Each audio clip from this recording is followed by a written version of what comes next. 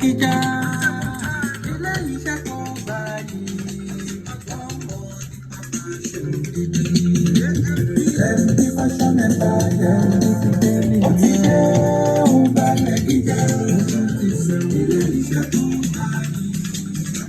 Ọmọ nípa fashion. Ó tún ti yá ó ti sẹ̀wọ̀n. Ẹ sára balẹ̀ dáadáa kẹ́ máa gbọ́ mi. Ilé iṣẹ́ tó ti wà. Ọmọ nípa fashion. Fabric superior Kembee Fashion Empire. Ó wà nílùú Èkó. Bí ìjẹ̀bù bá ń bọ̀ stọ̀. Nọ́mbà 3 sórí ìlú. Súbí product ló wà oríṣiríṣi ọjà. Aṣọ lẹ́tà ní àbí gold ní. Oúnjẹ bá ti fẹ́ ní kẹ̀bẹ̀rẹ̀. Ó wà nílẹ̀ òkò dáadáa. Ẹgbẹ́ sọ́jọ́ Kembee Fashion Empire. Ó ti dé ó balẹ̀ kíjà. Ilé iṣẹ́ tó gbayì. Ọmọ nípa fashion Kembee Fashion Empire. Ó ti dé ó balẹ̀ kíjà. Ilé iṣẹ́ tó gbayì.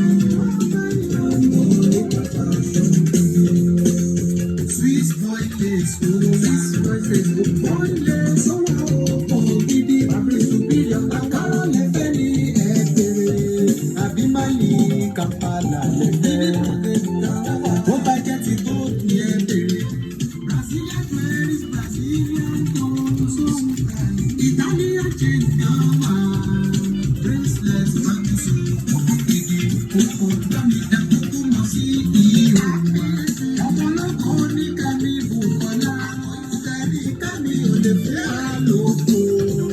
Lọ́dọ̀ Kembee aṣọ pọ̀. Owó màmá aṣọ Kembee aṣọ mẹ́ta ìyá bàbá àgbà mi. Ó balẹ̀ kíjà. Ilé iṣẹ́ tó gbayì. Ọmọ nípa fashion, Fashion Empire. Ó balẹ̀ kíjà. Kembee dada iṣẹ́ tó gbayì. Bóyá mo ní kó gbéra wá sí Ìjẹ̀bú. Nínú bàtírì, Sọ́ni, Ìdòwú kú ní iléeṣẹ́ wọn wà nífẹ̀ẹ́ kọ́kọ́ lọ́wọ́ ẹ̀wọ̀n tó jẹ́ pàtó. Ọ̀rẹ́ mi ṣe fẹ́ aṣọ. Ẹ máa rán tẹ̀lé ìjọba tó lè jẹ́ káwọn ènìyàn máa fọ́. Ọ̀dọ̀ Kembee ní kẹ̀yà ojú wọn ní kẹ́ máa lo aṣọ wọn ní kẹ́ máa bọ̀. Tẹ́bà tí lo òkò níbàjẹ́ tẹ́bí sí olólùlù tẹ́bí sí olólùlù.